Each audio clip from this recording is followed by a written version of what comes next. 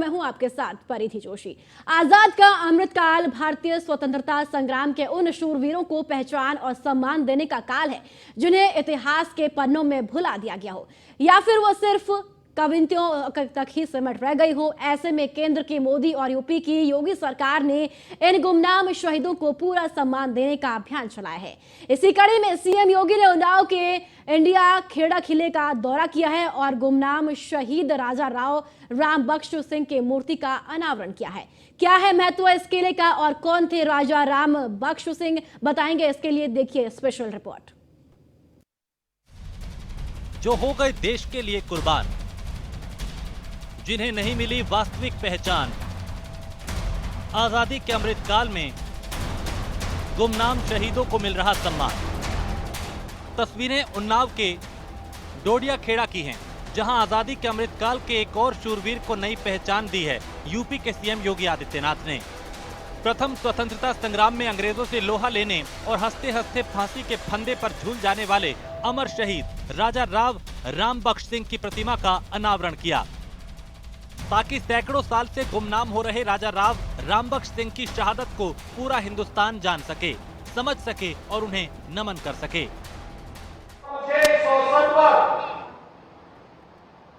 बेसवारा क्षेत्र में आजादी की अलख जगाने वाले महान स्वतंत्रता संग्राम सेनानी, भारत माता के महान सपूत राजा राव राम बख्श सिंह जी की इस भव्य और दिव्य प्रतिमा के लोकार्पण करने का सौभाग्य प्राप्त हुआ है।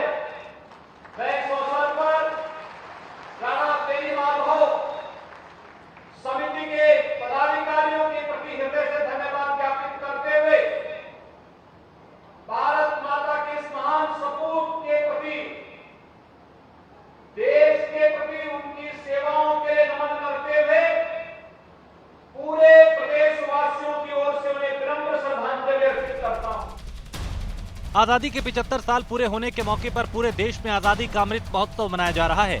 इसका मकसद है आजादी की लड़ाई में अपने प्राणों की आहुति देने वाले वीर बलिदानियों के शौर्य की कहानी को नई पीढ़ी तक पहुंचाना, कि किस तरह विपरीत परिस्थितियों में जो बिना डरे बिना झुके एक अत्याचारी हुकूमत का हमारे वीरों ने मुकाबला किया, लेकिन कालखंड में वो गुमनाम हो गए। उन्हें ना इतिहास की किताबों में जगह मिली और ना ही पर्याप्त पहचान मिल पाई। इस सिलसिले को आगे बढ़ाते हुए अब तक ऐसे हजारों गुमनाम नायकों को पहचान मिल चुकी है, जिन्हें अब तक कोई नहीं जानता था। इन्हीं में से एक थे बेसवारा के राजा राव राम बख्श सिंह, जिन्होंने प्रथम स्वतंत्रता संग्राम में अंग्रेजों को नाको चने चबवा दिए थे। वो दौर था जब पूरे देश में अंग्रेजों के खिलाफ बगावत का पहला बिगुल फूका गया। जगह जगह क्रांतिकारी अंग्रेजों से सीधा मोर्चा ले रहे थे।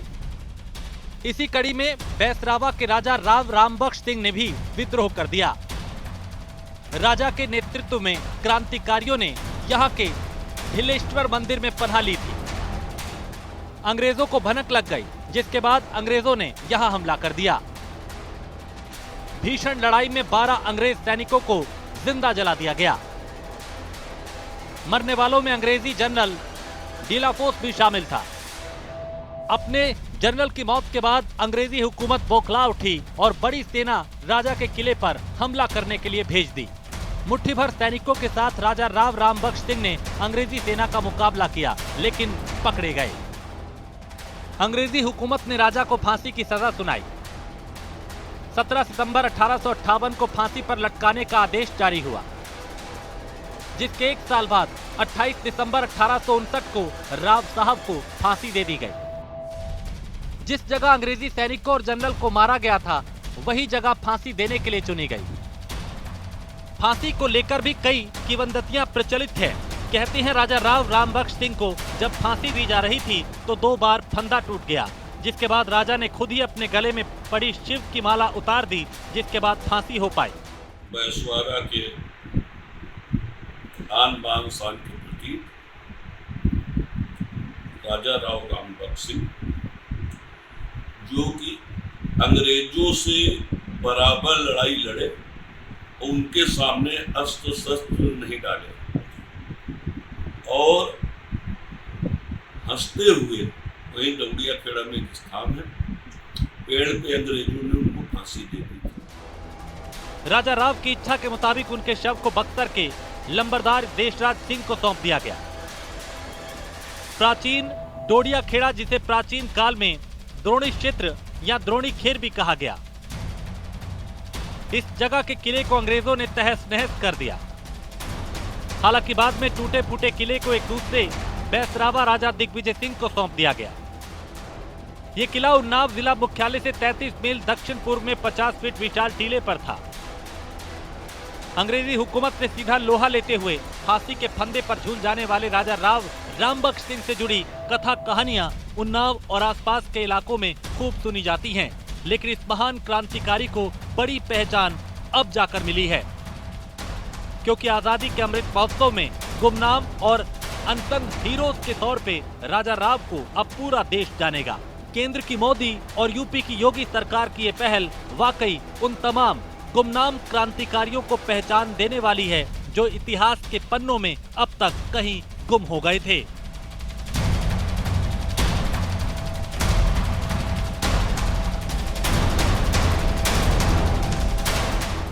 भारत की जनता ऐसे बहुत से सेनानी हैं जिनको नहीं जानती।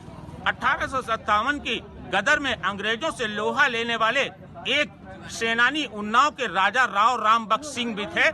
आज यहाँ पर योगी मुख्यमंत्री जी का कार्यक्रम लगा हुआ था और इस कार्यक्रम के दौरान उनकी प्रतिमा लगाई गई है। हमारी दाहिनी तरफ हम दिखाएंगे कि जो प्रतिमा है वो पूरी जो गोल्डन कलर से पूरी प्रतिमा लगाई गई है, क्योंकि कहीं ना कहीं ये वही राजा राव रामबख्श सिंह है, स्वतंत्रता सेनानी, जिन्होंने बिठूर से आते समय 1857 में अंग्रेजों की टोली को रोक करके उन्हें मौत के घाट उतारा था। हमारे बाएं तरफ जो राजा राव रामबख्श सिंह के द्वारा और उनके जो परिवार के लोग हैं उनके द्वारा बनाए हुए जो मंदिर है, जो शिव मंदिर है, जिसमें आज सीएम योगी ने पूजा अर्चना की, ये शिव मंदिर है। ये सैकड़ों वर्ष पुराना शिव मंदिर है। कहीं न कहीं जो ये मंदिर बनाया गया था वो राजा के जो है पारिवारिक लोगों द्वारा बनाया गया। राजा राव रामबख्श सिंह को पकड़ करके अंग्रेजों ने फांसी दे दी थी। तो कहीं न कहीं जो स्वतंत्रता संग्राम सेनानी जो छुपे हुए थे, जिनको लोग नहीं जानते थे, उनको आगे निकालने का काम भारतीय जनता पार्टी सरकार ने किया। आज नाम एक है जो राजा राव रामबख्श सिंह का है, जो अमर रहे, जो शहीद थे वो अमर रहे और उनकी परचम हमेशा लहराता रहे। Neeraj Dwivedi, News One India, Unnao. Raja Rao Rambakhsh Singh का नाम प्रथम स्वतंत्रता संग्राम के शहीदों में अग्रणी तौर पर लिया जा सकता है। ये उनके साहस का ही परिणाम है कि उन्हें लेकर तमाम किस्से कहानियां आज भी उन्नाव और आसपास के इलाकों में कही और सुनी जाती है। इन्हीं में से एक कहानी राजा के खजाने को लेकर भी है, जो तब चर्चा में आया जब साल 2013 में एक स्थानीय साधु शोभन सरकार में बड़ा दावा किया, जिसके बाद डोडिया खेड़ा का नाम न सिर्फ भारत ही नहीं बल्कि पूरी दुनिया में गूंज गया। क्या था मामला और खजाने का रहस्य, देखिए इस रिपोर्ट में। क्या है राजा के खजाने का रहस्य? कहां मिलेगा जमीन में दबा खजाना? हजारों टन सोने का असली राज। न्यूज वन इंडिया पर सबसे बड़ी पड़ताल। साल था 2013, महीना था अक्टूबर का। गुनगुनी सर्दी की शुरुआत थी कि अचानक एक खबर अखबारों से लेकर मीडिया माध्यमों की सुर्खियां बन गई। खबर आई कि एक स्थानीय साधु शोभन सरकार के हवाले से, जिनका दावा था कि 19वीं सदी के राजा राव रामबख्श सिंह के किले के मलबे में हजारों टन सोना दबा हुआ है।